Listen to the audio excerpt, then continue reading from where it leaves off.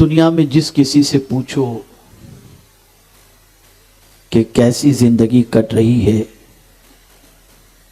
تو ہر گھر سے یہی آواز آئے گی، بس کٹ رہی ہے، جیسے تیسے کٹ رہی ہے۔ کوئی کہتا ہے صبح ہوتی ہے شام ہوتی ہے، عمر یوں ہی تمام ہوتی ہے۔ کوئی کہتا ہے زندگی میں لطف نہیں رہ گیا، کوئی کہتا ہے زندگی میں سکون نہیں رہ گیا، کوئی کہتا ہے زندگی میں مزہ نہیں آتا۔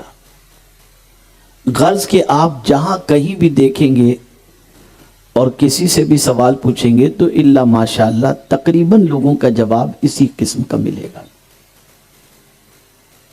آج میں آپ کو اچھی زندگی کسے کہتے ہیں وہ بتانے کے لیے حاضر آیا،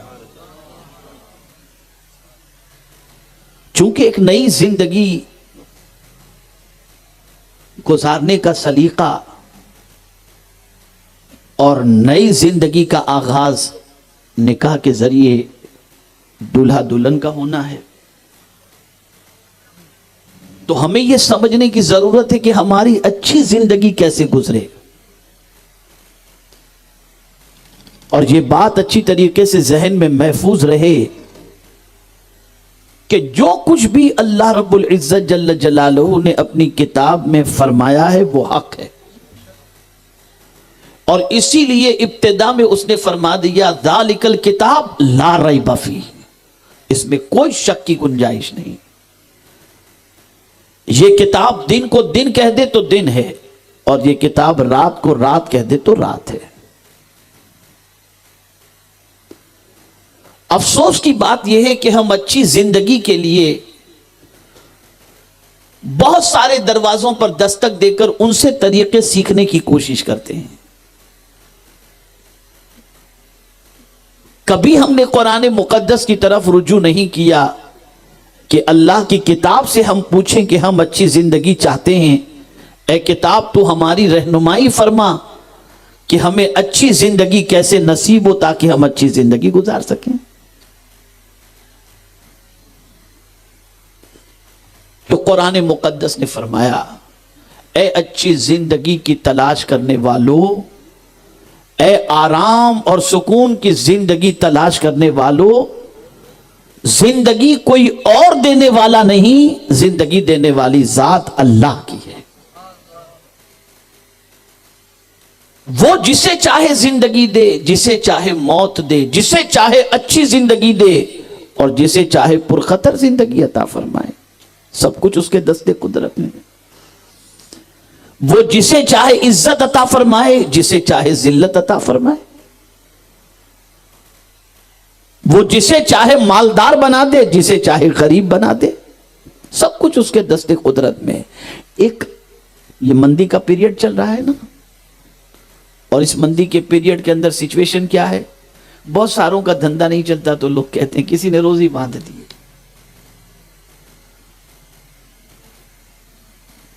تو یہ بات یاد رکھیں، کوئی آج تک ایسا باوا ہے ہی نہیں جو روزی باندھ سکے، اسے ذہن میں رکھو۔ کوئی ایسا آج تک ہے ہی نہیں جو آپ کے رزق کو باندھ دے،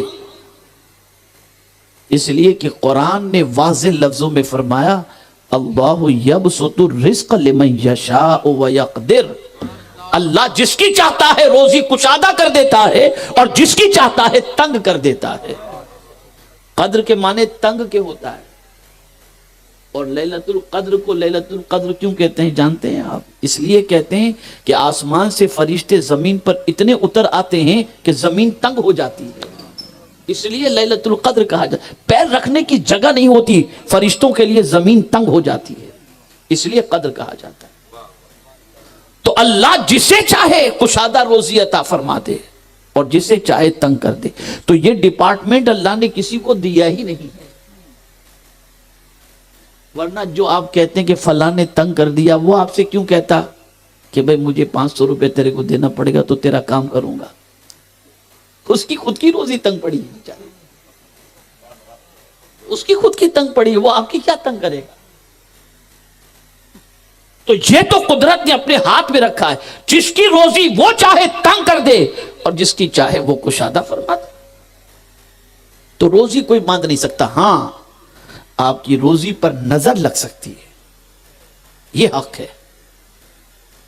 اس میں کوئی شک کی گنجائش نہیں۔ اسی لیے ایک بزرگ بڑی اچھی بات، پرانے زمانے کے کاٹھیاواڑ کے ایک تھے، انہوں نے اپنے بیٹے کو نصیحت کی، بیٹے کیلا لے کر کے ریکڑی والے سے نکلنا تو کالی تھیلی میں نکلنا، سفید میں نہیں، اس لیے کہ ہو سکتا ہے سفید تھیلی میں سے کیلا نظر آ جائے اور کسی کی نظر پڑ جائے، کہتے تھے لوگ۔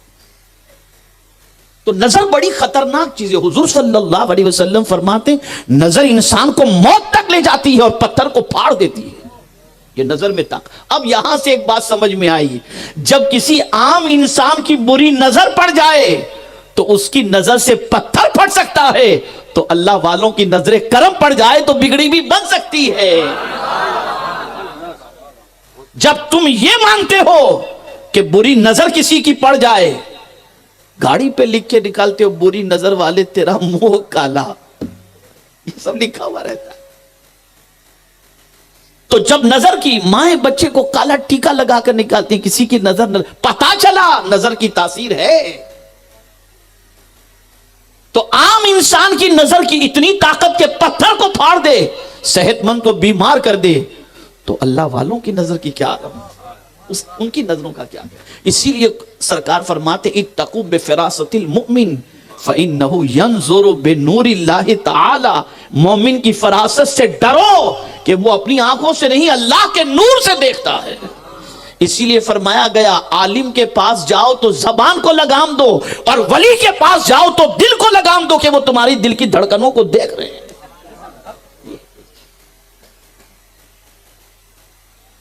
تو بری نظر سے روزی تنگ ہو سکتی، تنگ سے مراد یہ ہے کہ کاروبار ٹھپ پڑ سکتا ہے۔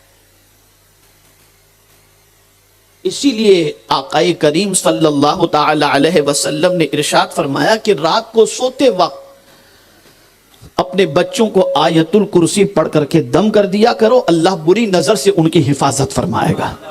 ایسے ہی آپ جب بھی کاروبار کے لیے جائیں، دکان کھولیں، آیت الکرسی پڑھ کر کے آپ پھونک دیں، انشاءاللہ بری نظر سے اللہ حفاظت فرمائے گا۔ تو عرض یہ کر رہا تھا، اچھی زندگی ہر کوئی چاہتا ہے، اور اچھی زندگی کی خواہش لڑکی کو بھی ہے لڑکے کو بھی ہے۔ کوئی نہیں چاہتا کہ اس کی زندگی کے اندر خزاں آئے، ہر کوئی چاہتا ہے کہ اس کی زندگی میں بہار ہی بہار ہو، سکون ہی سکون ہو، کسی قسم کا کوئی ٹینشن نہ ہو۔ لیکن اب ایک سوال میں آپ سے پوچھوں گا کہ آپ کے نزدیک اچھی زندگی ہے کیا؟ پہلے یہ بتاؤ، یہ سوال میرا آپ سے ہے۔ آپ سے اگر میں پوچھوں کہ آپ اچھی زندگی چاہتے ہیں تو آپ کے نزدیک اچھی زندگی کی ڈیفینیشن کیا ہے، ویاخیا کیا ہے، تعریف کیا ہے، تو زیادہ تر لوگ یہی جواب میں کہیں گے کہ اچھی زندگی سے مراد یہ ہے کہ تندرست ہوں، کھاتے پیتے ہوں، گھر میں ساری چیزیں ہوں، کوئی قسم کا ٹینشن نہ ہو، یہ اچھی زندگی ہے۔ جیسے صحابہ سے حضور صلی اللہ علیہ وسلم نے پوچھا تھا کہ بتاؤ مل مفلس، صحابہ بتاؤ مفلس کون ہے؟ تو صحابہ نے عرض کیا تھا سرکار جس کے پاس درہم و دینار نہ ہو وہ مفلس ہے۔ تو سرکار نے فرمایا نہیں، وہ مفلس نہیں ہے۔ آقا کریم صلی اللہ علیہ وسلم نے فرمایا مفلس وہ ہے جو دنیا میں نیکی بھی کرے، عبادت اور ریاضت بھی کرے، لیکن جب قیامت میں وہ آئے گا تو اس کے نام اعمال میں کچھ بھی نہیں ہوگا، قیامت میں سب خالی ہو جائے گا اس کا معاملہ۔ کس وجہ سے؟ نیکی کی، عبادت کی، ریاضت کی، سب ختم کیسے ہوا؟ تو میرے آقا صلی اللہ علیہ وسلم فرماتے ہیں کہ وہ دنیا میں کسی کو گالی دیا ہوگا تو اس کی نیکی اٹھا کر اسے دے دی جائے گی، خالی کڑکا ہو گیا وہ۔ اور اگر نیکیوں سے کام پورا نہیں ہوا تو جس کو گالی دیا تھا اس کے گناہ اٹھا کر اس کے اوپر ڈال دیے جائیں گے۔ تو سرکار فرماتے ایسا بندہ جو نیکی کرنے کے بعد قیامت میں آئے گا اور کچھ بھی نہیں ہوگا تو یہ بندہ در حقیقت مفلس. تو اس سے یہ بات سمجھ میں آئی کہ مفلس وہ نہیں جس کے پاس مال نہ ہو, مفلس وہ ہے جس کے پاس اعمال نہ ہو. اصل معاملہ یہ ہے. تو اب اچھی زندگی کسی سے بھی پوچھو کہ اچھی زندگی کسے کہتے ہیں, تو اچھا مکان ہو, اچھی گاڑی ہو, اچھے کپڑے ہوں. عورتوں سے پوچھا جائے تو کہیں گے زیورات ہو, ڈائمنڈ کے سیٹ ہوں, یہ ہو, وہ ہو, فرنیچر ہو, یہ ساری چیزیں ہوں. مردوں سے کہیں تو گاڑی, بنگلہ, ساری چیزیں, یہ اچھی زندگی. لیکن ایک سوال میں آپ سے پوچھتا ہوں, یہ آپ کی سوچ صحیح نہیں ہے. اس لیے کہ میں نے جتنی سکون کی نیند میں مزدوروں کو سوتے دیکھا ہے, بنگلے والے کو سوتے نہیں دیکھا. تو پتہ چلا اچھی زندگی کچھ اور ہے. اچھی زندگی اسے کہتے ہیں کہ طبیعت کو قرار ہو اور سکون ہو. سکون. اب یہ زندگی کیسے ملے گی, میں ترتیب بار سمجھاؤں گا, انشاءاللہ بات سمجھ میں آئے گی. اچھی زندگی کیسے ملے گی؟ اب اگر کوئی کہے کہ بنگلہ, گاڑی, اس سے اچھی زندگی, تو بیچارہ غریب تو کبھی اچھی زندگی گزار ہی نہیں سکتا. نہیں, قرآن نے ضابطہ عطا کیا, من عمل صالحا, جس نے نیک کام کیا, جس نے نیک کام کیا, اب وہ مرد ہو یا عورت ہو, اس حال میں کہ وہ ایمان والا ہے, تو مولا فرماتا ہے ہم اس کو اچھی زندگی عطا کریں گے. اللہ اچھی زندگی عطا کرے گا. لیکن یہاں میں آج آپ کو سمجھاؤں, آپ کہیں گے مولانا نماز پڑھنے پڑھانے والے بھی بے چین نظر آتے ہیں, اچھے اعمال ہیں ان کے. بلکہ بڑی معذرت کے ساتھ میرے یہاں جتنے بھی علماء اور ائمہ موجود ہیں, اگر مجھے معاف کر دیں تو میں ایک بات آپ کو ان کے حوالے سے عرض کروں. تقریباً ہمارے علماء کے ساتھ ہماری عوام کا سلوک کچھ اس طرح کا رہتا ہے کہ اللہ ماشاءاللہ سب کی پوزیشن ایسی نہیں ہوتی, لیکن اگر کسی امام کو اپنے بچے کو اعلیٰ تعلیم دلانا ہے تو کسی سیٹ کی طرف رجوع کرنا پڑتا ہے. گھر میں کوئی بڑا معاملہ پیش آ گیا, گھر لینا ہے, شادی کرنی ہے, تو تنخواہ اتنی لیمیٹڈ ہوتی ہے کہ ان کو کسی نہ کسی کی طرف رجوع کرنا پڑتا ہے. اب کوئی سوال کرے کہ آپ کہتے ہیں جو نیک عمل کرے اس کی زندگی اچھی, تو ہم تو دیکھ رہے ہیں ان کے نیک اعمال ہیں, پھر ان کی زندگی میں اتنی پریشانیاں کیوں؟ تو اے رسول اعظم صلی اللہ تعالی علیہ وسلم کے دیوانوں, ان کی زندگی تو اچھی ہی ہے کہ اعمال میں گزر رہی ہے, اچھے عمل میں گزر رہی ہے, نیک کام کرنے میں گزر رہی. لیکن اچھے عمل کی تعریف محدثین اور مفسرین نے جو فرمائی وہ یہ ہے کہ اچھا عمل اسے کہتے ہیں جو اللہ کی رضا کے لیے کیا جائے. اسی لیے نیکی صرف اچھا عمل نہیں ہے کہ نیکی کے عوض کے اندر اچھی زندگی ملے. اچھی زندگی اللہ اسے عطا کرتا ہے جس کا معاملہ یہ ہو کہ وہ کام اللہ کی رضا کے لیے کر رہا ہو, تو اللہ تعالیٰ اس بندے کو اچھی زندگی عطا فرماتا ہے. الحمدللہ یہاں اس حوالے سے واضح کر دوں کہ بہت ساروں کو اللہ اچھے اعمال کا اجر دنیا میں دے دیتا ہے, اور بہت ساروں کے لیے اللہ اجر آخرت میں رکھ چھوڑتا ہے. انہیں قیامت میں اللہ عطا کرے گا, اور اس شان سے عطا کرے گا کہ کسی کی بخشش کا ذریعہ اللہ ان کو بنائے گا. اسی لیے علماء کو جنت کے دروازے پر روک دیا جائے گا, جانے نہیں دیا جائے گا. جب وہ عرض کریں گے مولا سب جا رہے, ہمیں بھی جانے کی اجازت دے, تو میرا رب فرمائے گا نہیں, آج تم تنہا جنت میں نہیں جاؤ گے. دنیا میں اگر کسی نے تم کو وضو کے لیے پانی بھی لا کر دیا ہو نا, اور وہ اگر گناہ کی وجہ سے جہنمیوں کی لائن میں ہو, تو اس کو جہنمیوں کی لائن سے نکالو, ہاتھ پکڑو, لے کر جنت میں چلے جاؤ. تو ان کی پریشانی کو جو دور کرتا ہے, تو اللہ تعالیٰ ان کے لیے آخرت میں ان کے ذریعے نجات کا سامان بنا دیا کرتا ہے. اب آئیے سمجھنے کی کوشش کریں. عمل صالح وہ ہے جو اللہ کی رضا کے لیے کیا جائے.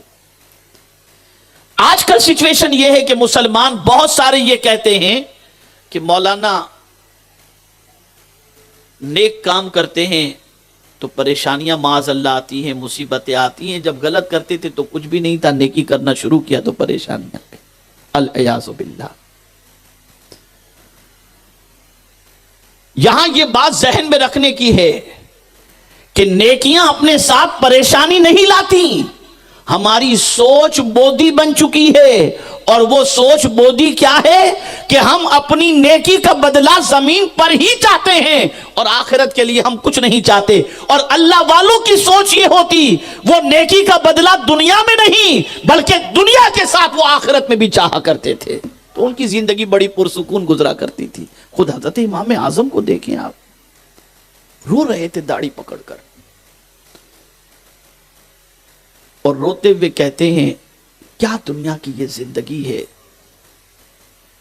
जिसने उलझा के रख दिया। और इतनी नेकियां करने के बावजूद भी, कितनी नेकियां कि इमाम आजम का मजार शरीफ इस वक्त बगदाद में जहां पर है, उस जगह पर इमाम आजम ने 6000 कुरान मुकद्दस खत्म किए। और कई सालों तक इमाम आजम पूरी रात सुतून की तरह खड़े रहते हुए रात भर उन्होंने इबादत में गुजारी। अब आप सुनिए वो इमाम आजम क्या फरमाते हैं कि दुनिया की जिंदगी बड़ी अजीब जिंदगी है, और फिर ये कहते हुए इरशाद फरमाते हैं मुझसे कोई ऐसी नेकी न हो सकी जिससे मैं खुदा को राजी कर सकूं, आजिजी के तौर पर। यहां से ये बात समझ में आई कि जितनी भी नेकियां करो, तवज्जो चाहूंगा और बिल्कुल दिलो दिमाग में इस बात को महफूज कर लो, जितनी भी नेकी करो उसका बदला दुनिया में मिल जाए ये तमन्ना न रखो, बल्कि ये तमन्ना रखो कि मेरा मौला राजी हो जाए। ये है असल नेकी, बल्कि नेकी की जान ये है। इसीलिए कुरान कहता है वरिदवानुम मिनल्लाहि अकबर, अल्लाह की खुशी सबसे बड़ी चीज है, उससे बड़ी कोई चीज नहीं। तो नेकी करके हम अगर परेशान हैं, आज बहुत सारे लोग नेकी करके परेशान हैं, अवाम की बात कर रहा हूं, उसकी वजह क्या है कि वो नेकी का बदला दुनिया में चाहते हैं। नेकी का बदला अल्लाह की रजा मांगो कि मौला तू राजी हो जाए। यहां तक कि हजरत मूसा कलीमुल्लाह अलैहिस्सलातु व तस्लीम से रब ने कोहे तूर पर अपनी कौम के साथ आने के लिए फरमाया। तो हजरत मूसा अलैहिस्सलाम अपनी कौम के साथ निकले, और जब निकले तो कौम पीछे रह गई, मूसा अलैहिस्सलाम आगे हो गए। और जाहिर सी बात है कि कहां नबी का चलना और कहां उम्मती का चलना। नबी के चलने की बराबरी तो उम्मती नहीं कर सकता। आप आगे निकल गए, तो जल्दी जब कोहे तूर पर पहुंचे तो मेरे मौला ने फरमाया लिमा ताजलका अन कौमिका या मूसा, ए मूसा तूने आने में जल्दी क्यों कर दी, कहां है तेरी कौम, आने में जल्दी क्यों कर दी, कहां है तेरी कौम। तो हजरत मूसा अलैहिस्सलाम ने जो जवाब दिया सुनिए, अर्ज करते काल हुम उलाई अला असरी, मेरी कौम मेरे पीछे आ रही है। और मेरे मौला तूने पूछा है कि मैं जल्दी क्यों आया, तो मेरे जल्दी आने का मकसद बस एक ही है कि मेरे मौला मैं जल्दी इसलिए आया, काल हुम उलाई अला असरी व अजिलतु इलैका रब्बी लितरदा, मैं जल्दी इसलिए आया ताकि तू राजी हो जा, तू राजी हो जा। यहां से ये बात समझ में आई कि अंबिया हो या औलिया हो, वो कोई काम अपनी खुशी के लिए दुनिया में अज्र के लिए नहीं बल्कि अल्लाह की रजा के लिए क्या करते थे, अल्लाह की खुशनुदी के लिए, अल्लाह को राजी करने के लिए। मेरे प्यारे आका सल्लल्लाहु ताला अलैहि वसल्लम के प्यारे दीवानों, यहां तक कि तबलीग का काम, दावते दीन का काम भी दुनिया के लिए नहीं। खुद रसूल आजम सल्लल्लाहु अलैहि वसल्लम ने फरमाया ला असलुकुम अलैहि अजरा, मैं जो तुम तक अल्लाह का पैगाम पहुंचा रहा हूं इसका बदला मुझे तुमसे कुछ नहीं चाहिए, इल्लल मवद्दत फिल कुर्बा, बस मेरी कराबतदारों से मोहब्बत करना। दिगर अंबिया ने कहा कि हम अगर तुम्हारे पास दीन की दावत पेश करते ला असलुकुम अलैहि अजरा इन अजरिय इल्ला अला रब्बिल आलमीन, हमारा अज्र तो हमारा मौला हमें अता फरमाएगा। तो अल्लाह वालों का सब काम, बल्कि हम नमाज पढ़ते हैं तो ज़बान से खाली कहते हैं वास्ते अल्लाह ताला के, कहते हैं ना, जैसे कि मुझे निकाह की तरफ आना है थोड़ा सा, میں سمجھاتا ہوا تمہید کے ساتھ چلوں. کہتے ہیں نا 2 رکعت فرض منہ میرا کعبہ شریف کی طرف واسطے اللہ تعالیٰ کے، اس نیت سے پڑھتے ہیں، نیت کرتے ہو نماز پڑھتے ہیں. اب یہ تو زبان سے کہتے ہیں لیکن سوچ وہاں تک نہیں پہنچتی کہ ہم کس لیے پڑھ رہے ہیں. کبھی ایسا ہوتا ہے فرض سے سبک دوشی کے لیے، کہیں ایسا ہوتا ہے کہ نماز پڑھیں گے تو مال ملے گا، کہیں کیا پتہ نہیں کیا کیا نیت. یہ واسطے اللہ تو صرف زبان سے کہا جا رہا ہے، پریکٹیکل زندگی میں اگر دیکھیں تو کہیں دور تک اللہ کے لیے کام ہمارا نظر نہیں آئے گا. حج کس کے لیے؟ تو قرآن کہتا ہے وَلِلَّهِ عَلَى النَّاسِ حِجُّ الْبَيْتِ وَأَتِمُّوا الْحَجَّ وَالْعُمْرَةَ لِلَّهِ. بلکہ حضور نے تو یہاں تک کہہ دیا ان صلاتی و نسکی و محیایا و مماتی للہ رب العالمین، کہ میری نماز، میری قربانی، میرا جینا، میرا مرنا، یہ سب کچھ اللہ کے لیے ہے. یہ حضور کی زندگی تھی، کچھ بھی اپنے لیے نہیں، ہر کام میں اللہ کی رضا، ہر کام میں اللہ کی رضا. اب یہاں ایک سوال میں آپ سے پوچھتا ہوں، سب چیزوں کے لیے نیت ہے، روزے کے لیے نیت، حج کے لیے نیت، زکوٰۃ کے لیے نیت، نماز کے لیے نیت، نکاح کے لیے کیا نیت ہے؟ تو اگر امت مسلمہ سے سوال پوچھا جائے کہ نکاح کے لیے کیا نیت ہے، تو سوائے خواہش پوری کرنے کی اور کوئی تمنا دل و دماغ میں نہیں ہوتی اور نہ کوئی نیت ہوتی. یہاں تک صوفیہ فرماتے ہیں کہ اگر، بلکہ صدر الشریعہ علیہ الرحمت والرضوان نے فرمایا کہ اگر کوئی شخص صرف خواہش پوری کرنے کی نیت سے نکاح کر رہا ہے تو نکاح تو ہو جائے گا، سنت کا ثواب نہیں ملے گا. اس لیے جب نکاح کرو تو پہلے یہ ارادہ کرو ہم اپنے نبی کی سنت پر عمل کرنے کے لیے نکاح کر رہے ہیں، نبی کی سنت. اور امام غزالی رحمت اللہ تعالی علیہ نے تو نکاح سے پہلے کئی نیتیں بتائیں. آپ فرماتے نکاح سے پہلے یہ نیت کرو کہ ہم اس لیے نکاح کر رہے ہیں کہ اللہ تعالیٰ نکاح کے ذریعے جو اولاد عطا فرمائے اس اولاد کو اللہ ہماری نجات کا ذریعہ بنا دے. ہم نکاح اس لیے کر رہے ہیں کہ بیوی کے منہ کے اندر حلال کا لقمہ رکھیں تاکہ اللہ اس پر ہمیں صدقے کا ثواب عطا فرمائے. ہم نکاح اس لیے کر رہے ہیں، بلکہ ایک مقام پر حضور نے فرمایا اللہ اکبر، یہ ہر دولہا دلہن اور ہر شادی شدہ ذہن کے اندر رکھے. آقا کریم صلی اللہ علیہ وسلم ارشاد فرماتے ہیں کہ 3 قسم کے لوگ ایسے ہیں جن کی مدد کا ذمہ اللہ نے خود سے اپنے اوپر لازم کر لیا ہے کہ میں ان کی ضرور مدد کروں گا. خود سے اللہ نے، اللہ پر کوئی لازم نہیں کر سکتا، اللہ نے خود سے اپنے اوپر لازم کر لیا ہے کہ میں ان کی مدد کروں گا. ان میں سے ایک کون ہے؟ تو آقا کریم صلی اللہ علیہ وسلم فرماتے ہیں الناکح الذی یرید بہ العفاف، نکاح کرنے والا اس نیت سے نکاح کرے کہ میں اپنے دامن کو گناہوں سے پاک رکھوں گا. اللہ کے رسول فرماتے ہیں اس کی مدد کا ذمہ اللہ نے خود سے اپنے اوپر لے لیا ہے کہ میں اس کی مدد کروں گا. ہے کوئی ایسی نیت کرنے والا؟ الا ماشاء اللہ. بلکہ نکاح کے وقت ہی نہ جانے کیا کیا حرکتیں ہوتی ہیں اور کیا کیا سسٹم ہوتا ہے اور کیا کیا گانے گائے جاتے ہیں اور کیا کیا گناہ ہوتے ہیں. اللہ رحم و کرم فرمائے. تو دامن کو پاک رکھنے کی نیت تو نکل گئی، بس خواہش پوری کرنا، اس کے علاوہ نتھنگ، کوئی چیز نہیں. تو نکاح سے پہلے یہ نیت، بلکہ یہ بھی نیت ہونی چاہیے کہ کثرت امم پر حضور فخر فرمائیں گے تو نکاح کے ذریعے اللہ مجھے اولاد عطا کرے گا تو میری اولاد کی وجہ سے قیامت میں حضور کثرت امت پر فخر کریں گے. یہ نیت ہونی چاہیے. تو عمل صالح کسے کہتے ہیں؟ اسے ذہن میں رکھیں. عمل صالح، نیک عمل اسے کہتے ہیں جو اللہ کی رضا کے لیے کیا جائے. بہت غور سے سمجھیے گا، کس کے لیے کیا جائے؟ بولیے، اللہ کی رضا کے لیے کیا جائے تو اسے کہتے ہیں نیک عمل. اور جو کام اللہ کی رضا کے لیے کیا جائے اور کرنے والا صاحب ایمان ہے تو میرا مولا فرماتا ہے اس کو اچھی زندگی میں عطا کروں گا، میں عطا کروں گا. اب آپ دیکھیے، سمجھنے کی کوشش کریں. بہت سارے لوگ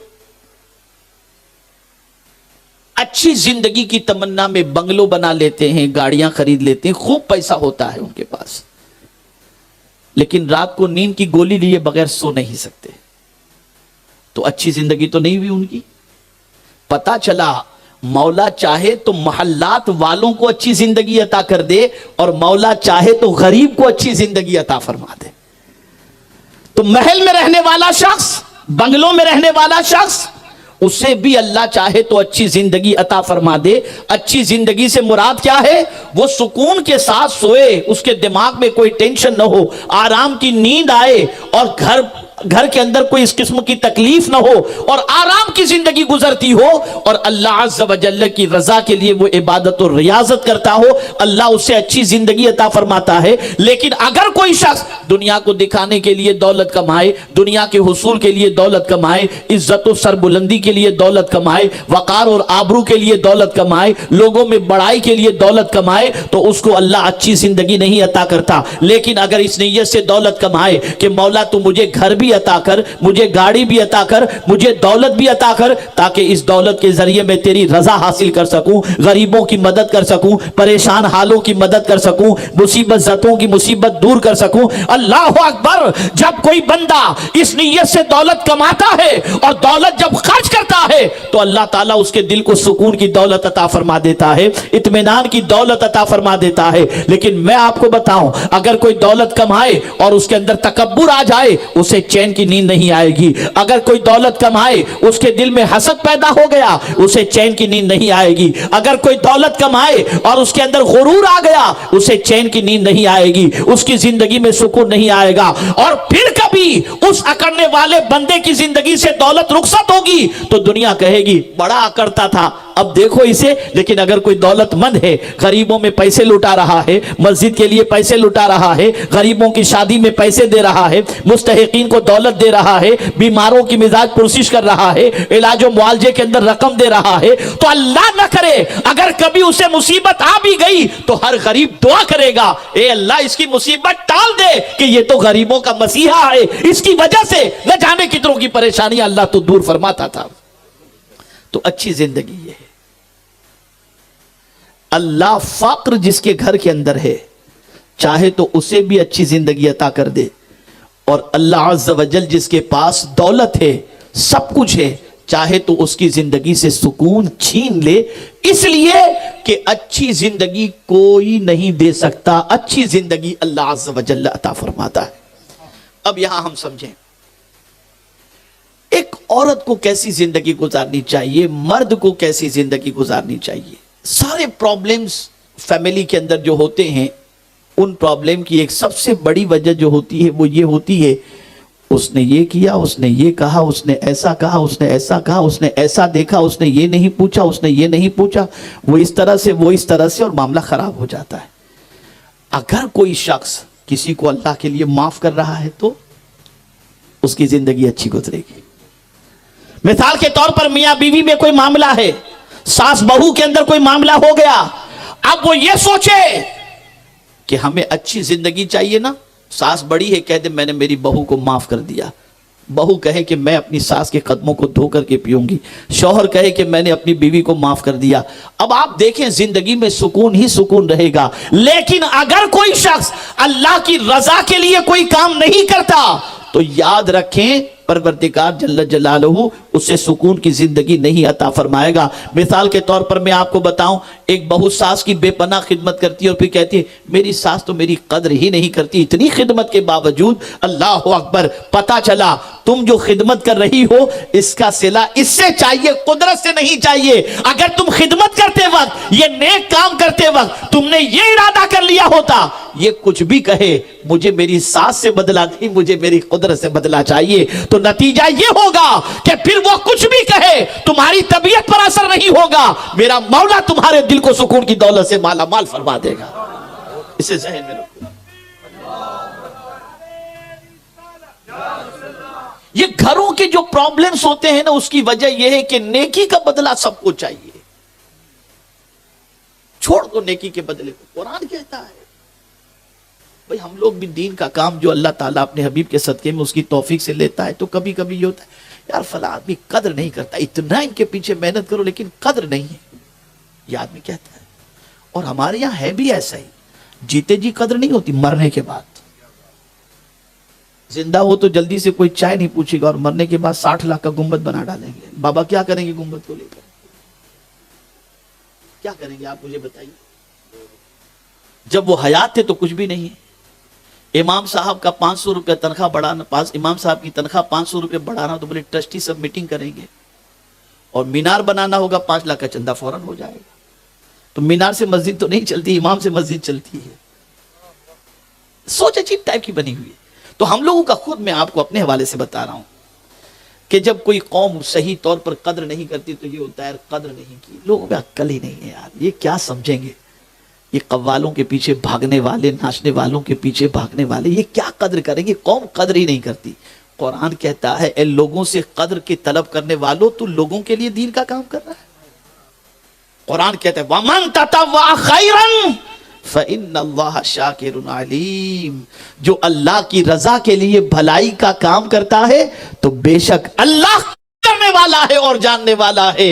انسان قدر کرے گا تو اپنی طاقت کے مطابق دے گا، اور قدرت جب قدر کرے تو اپنی شان کے مطابق عطا کرے گا۔ یہ ہے۔ تو اگر کوئی بہو ساس کی خدمت کرتی ہے، بدلہ ساس سے نہ رکھے، اللہ سے رکھے، اور جب وہ عطا کرے گا تو ساس تمہیں سر پر بٹھا کر کے گھمائے گی، اس لیے کہ اس کا دل بھی اللہ کے دستے قدرت میں ہے۔ تو جب نیکی کرو اللہ سے امید رکھو، یہ ہے جان نیکی کی، اور یہ ہے عمل صالح۔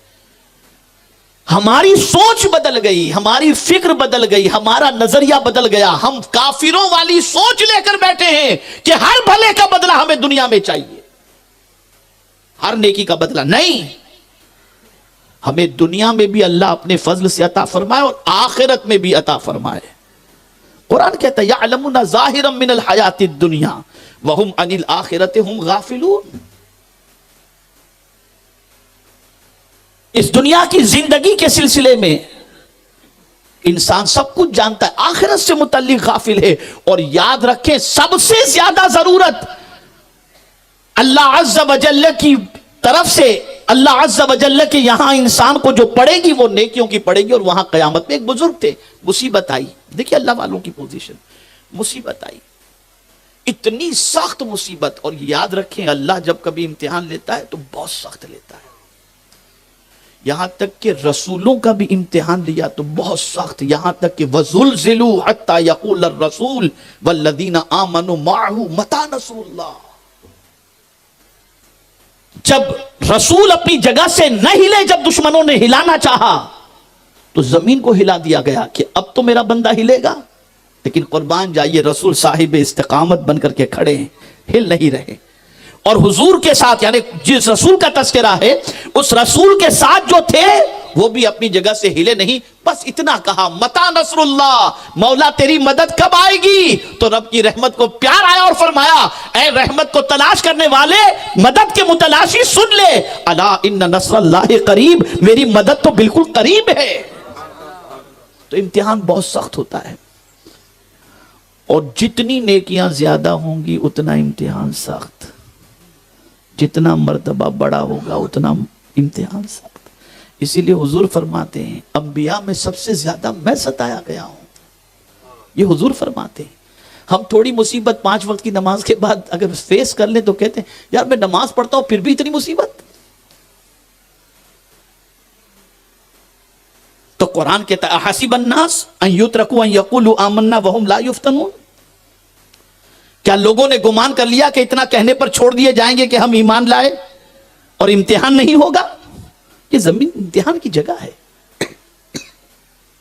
یہاں امتحان ہوگا۔ تو اللہ والوں کا بھی سخت امتحان ہوتا ہے، بہت سخت امتحان، لیکن وہ گھبراتے نہیں۔ ایک بزرگ سخت امتحان میں گرفتار ہوئے، ایسا سخت امتحان، ایسا سخت امتحان کہ وہ اس امتحان کے موقع پر اللہ کی بارگاہ میں دعا کر بیٹھے۔ غور سے سنیے گا، نیکی کا صلہ جو ہم چاہتے ہیں نا، یہ اللہ والوں کی سوچ دیکھیے۔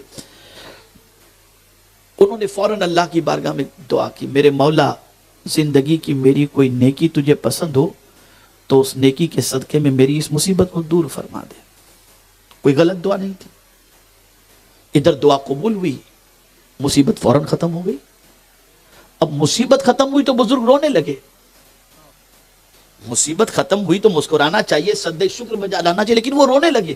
لوگوں نے کہا حضرت مصیبت ختم ہو گئی، آپ کو راحت اللہ نے دے دی، اب کیوں رو رہے ہیں؟ تو جواب میں فرماتے ہیں ڈرتا ہوں کہ کہیں میری نیکی کا سارا صلہ اللہ نے دنیائی میں تو نہیں دے دیا، آخرت میں پھر کیا ہوگا؟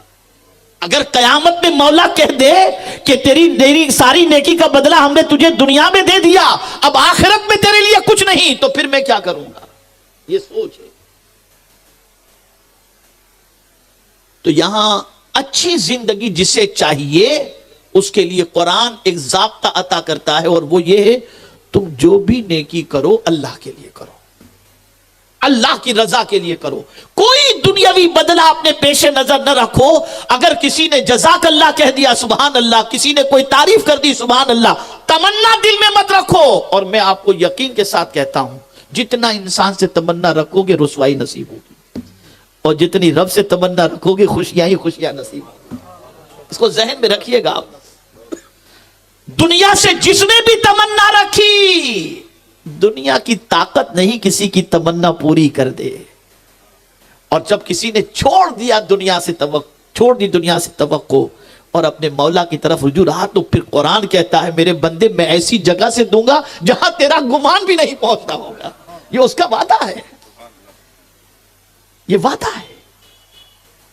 تو اچھی زندگی مرد و خواتین کو اگر چاہیے تو جو بھی نیکی کرو اس نیکی کا بدلہ دنیا ہی میں نہ مانگو، اس نیکی کے لیے ایک سوچ بناؤ، ایک فکر بناؤ کہ مولا میں یہ کام تجھے راضی کرنے کے لیے کر رہا ہوں، اگر تو راضی ہو گیا تو میری دنیا بھی بہتر ہو جائے گی اور میری آخرت بھی بہتر ہو جائے گی۔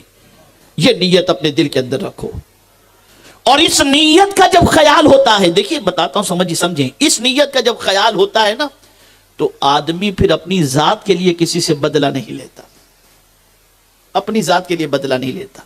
حضور صلی اللہ علیہ وسلم نے اپنی ذات کے لیے کسی سے بدلہ نہیں لیا، کسی سے بدلہ نہیں، بلکہ اللہ کے لیے معاف کرتے چلے گئے۔ اب آپ دیکھیں میرے آقا صلی اللہ تعالی علیہ وسلم کی حیات طیبہ کا مطالعہ کریں تو آپ کو پتہ چلے گا۔ سب سے پہلی بات تو آپ دیکھیں کہ سرکار 25 سال کے، اور ام المؤمنین حضرت خدیجۃ الکبریٰ رضی اللہ تعالی عنہ 40 سال کی۔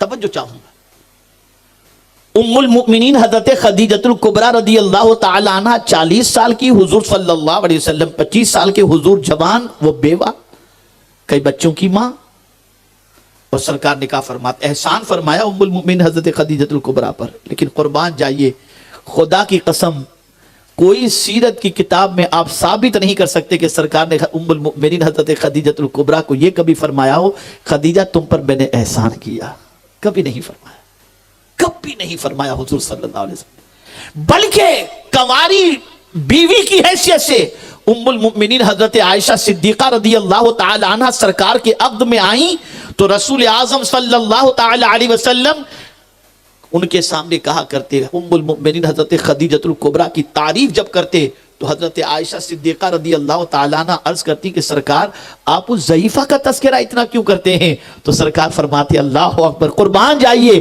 رحمت عالم صلی اللہ علیہ وسلم ارشاد فرماتے ہیں کہ اس نے میرے لیے بہت ساتھ دیا ہے، اور اس نے میری دعوت قبول کر کے اسلام کی آغوش میں سب سے پہلے اس نے قدم رکھا ہے۔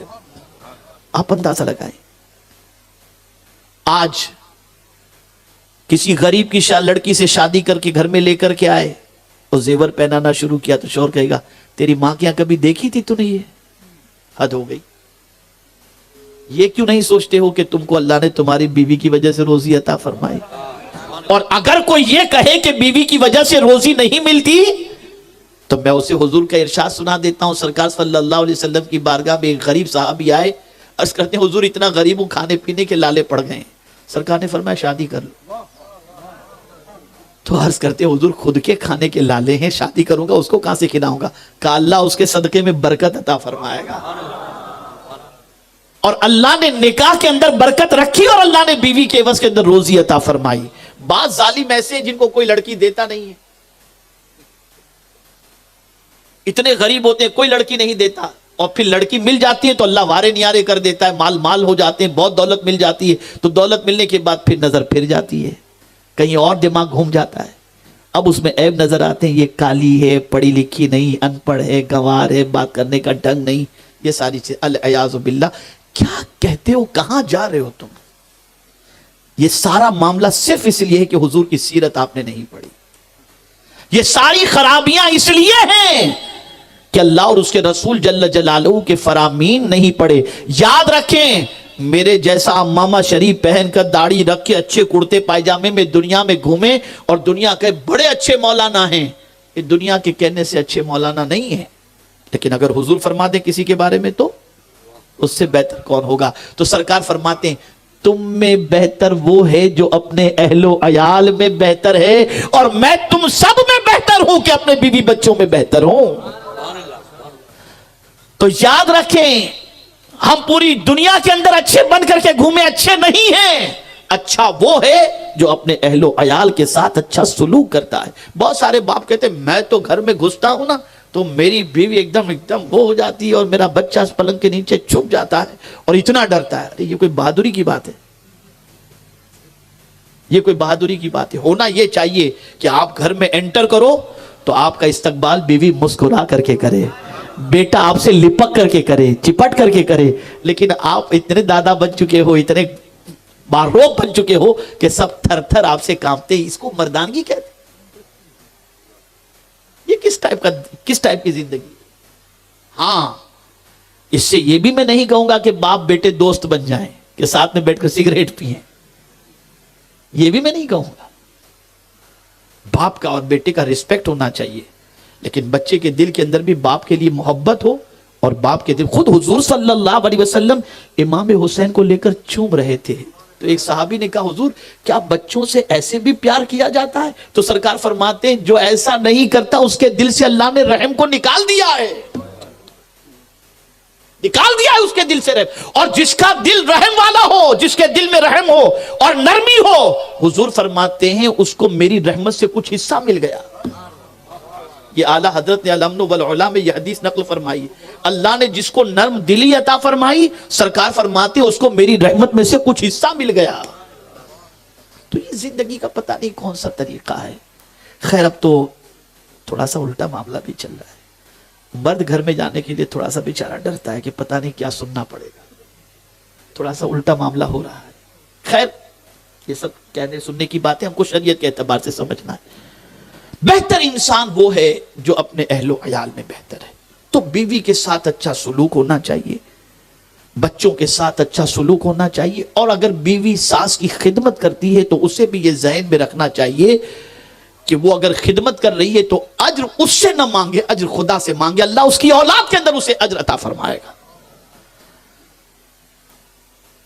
کچھ زیادہ ہی پڑھی لکھی عورتیں ہوتی ہیں، دینداری کے اعتبار سے بھی تھوڑا سا نالج ہوتا ہے، تو شوہر سے کہتی ہیں شریعت نے بتا دیا ہے آپ کی خدمت میرے لیے ضروری، آپ کے ماں باپ کی نہیں، کہتی ہیں وہ۔ ایک بیچارے سیدھے سادے نوجوان تھے، ان کے دل میں خیال ہوا کہ میں کسی پڑھی لکھی عالمہ سے شادی کر لوں، کر لی انہوں نے شادی، سوچا کہ گھر کا ماحول، بچے ہوں گے، نیک بنیں گے، سب کچھ ہوگا، شادی کر لی۔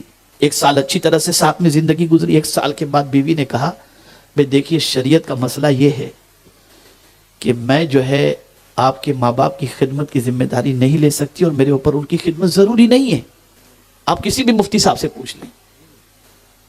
اب وہ لڑکا ہو گیا پریشان، ماں باپ کو بہت چاہتا تھا، وہ گیا مفتی صاحب سے پوچھا، کہا ہاں بات تو اس نے صحیح کہی ہے، اس کے ذمہ تمہاری خدمت ہے، تمہارے ماں باپ کی خدمت ہے، لیکن تم ٹینشن میں کیوں آ گئے؟ کہا حضرت ٹینشن میں آ ہی جاؤں گا نا، میری ماں بوڑھی ہے بیچاری، ان کا خیال کون رکھے گا؟ کہا کوئی بات نہیں، وہ شریعت بتا رہی ہے، میں بھی تم کو شریعت بتا دیتا ہوں۔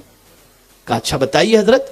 کہا جا کے اسے کو شریعت نے ایک مرد کو 4 شادی کی اجازت دی ہے، میری ماں کی خدمت کے لیے دوسری کر لیتا ہوں۔ تو تیسرے دن اس نے کہہ دیا نہیں میں کروں گی۔ تو یہ مطلب جو ہے کبھی کبھی یہ سوچ بنتی ہے اور ایسا ہوتا ہے. بہرحال میں یہ بتانا یہ چاہتا ہوں, میں اس لیے سطحی قسم کی بات کر رہا ہوں, ریگولر لائف کی بات کر رہا ہوں کہ اس کو فیس کرنا پڑ رہا ہے دنیا کے اندر. ہمارے پاس روز کیس آتے ہیں, روز اس قسم کی باتیں آتی ہیں.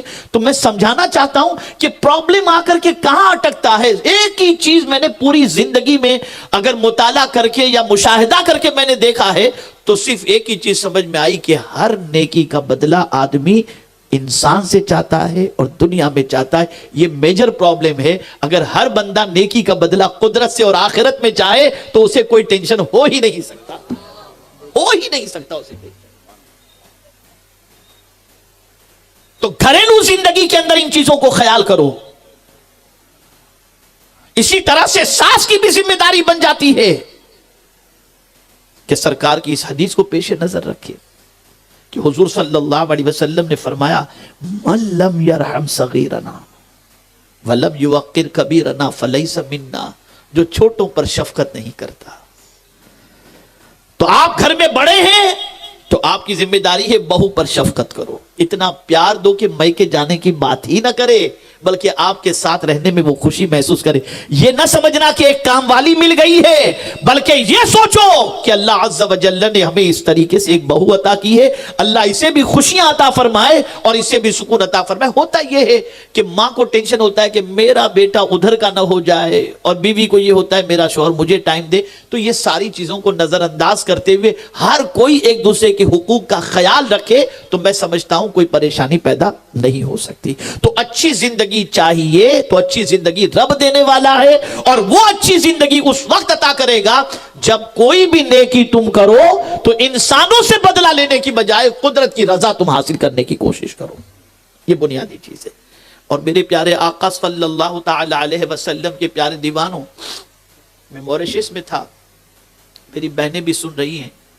ایک نیا جوڑا بالکل شادی ہوئی تھی, اس کے میرا خیال ہے 2 4 6 8 دن مشکل سے ہوئے ہوں گے. یہ نیا کپل میرے پاس آیا اور انہوں نے کہا کہ حضرت ہمارے لیے دعا کریں کہ ہم دونوں کی محبت ہمیشہ سلامت رہے, کبھی جھگڑا نہ ہو, ہم سکون سے اپنی زندگی گزار سکیں.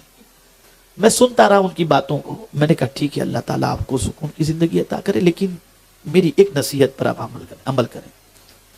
بولے بالکل حضرت. میں نے کہا میں گارنٹی دیتا ہوں آپ کی زندگی میں کبھی جھگڑا ہی نہیں ہوگا, سکون ہی سکون ہوگا. تو دونوں خوش ہو گئے. حضرت فرمائیے. تو میں نے کہا شادی شدہ زندگی کیسے گزارنا چاہیے, اس کے لیے ہیرو ہیروئن کی زندگی مت دیکھنا کہ وہ کیسے گزارتے ہیں, یا سیریل کے آرٹسٹ اپنی میریڈ لائف کیسے گزارتے ہیں یہ مت دیکھنا.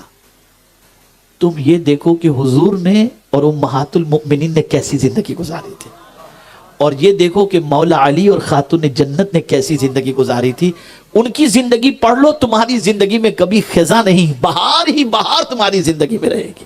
پریشانی یہ ہے کہ آج کی عورتوں کو 50,000 کا شرارہ سمجھ میں آتا ہے, پیوند والے کپڑے سمجھ میں نہیں آتے. خاتون جنت کی زندگی دیکھو, ان کی زندگی دیکھو. کہتی تو ہو تم کنیز فاطمہ, لیکن عمل بھی تو کرو. ان کی حیات طیبہ بھی تو دیکھو. اور ہر قاضی نکاح کے بعد یہ دعا کرتے ہیں اللہم الف بینہما کما الفت بین آدم علیہ السلام و حوا رضی اللہ تعالی.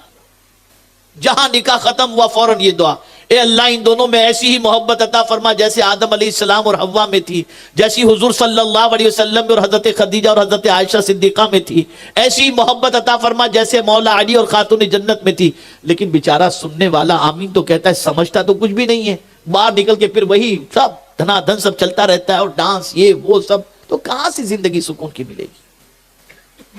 تو عرض کرنے کا منشا یہ ہے کہ اچھی زندگی صاحب ایمان کو اللہ عطا فرمائے گا. شرط یہ ہے کہ اللہ سے اپنی نیکی کا اجر دنیا اور آخرت دونوں میں مانگو.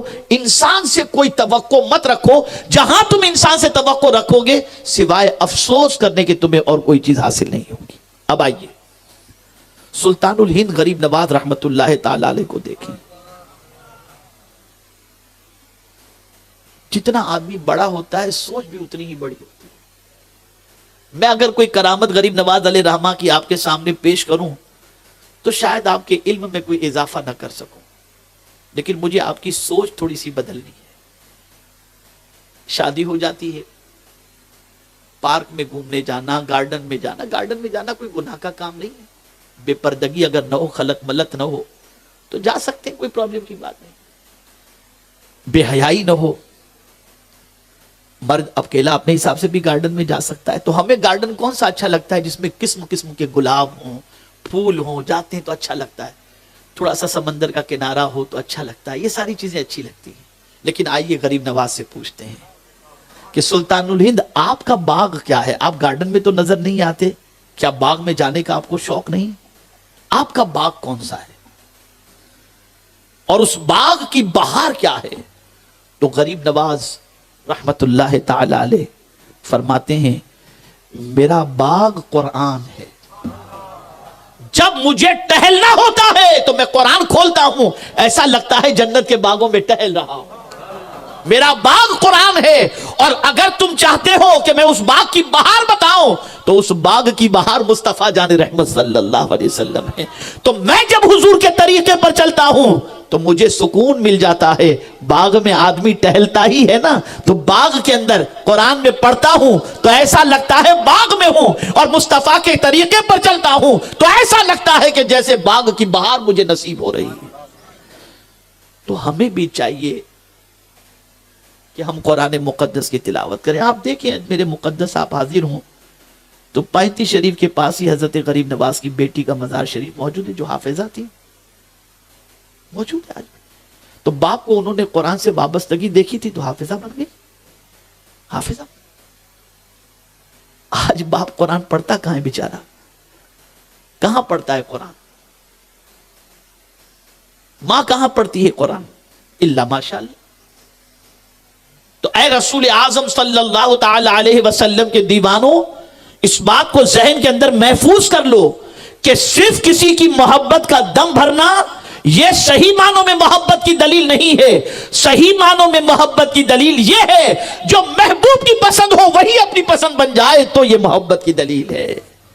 غریب نواز کو کتنی پرسکون زندگی اللہ نے عطا فرمائی تھی، کتنی پرسکون زندگی، اتنی پرسکون زندگی تھی اور اتنا پرسکون اس دنیا سے آپ تشریف لے گئے کہ آپ نے کبھی زندگی میں کسی کو بتایا ہی نہیں کہ میں اللہ سے محبت کرتا ہوں، بتایا ہی نہیں۔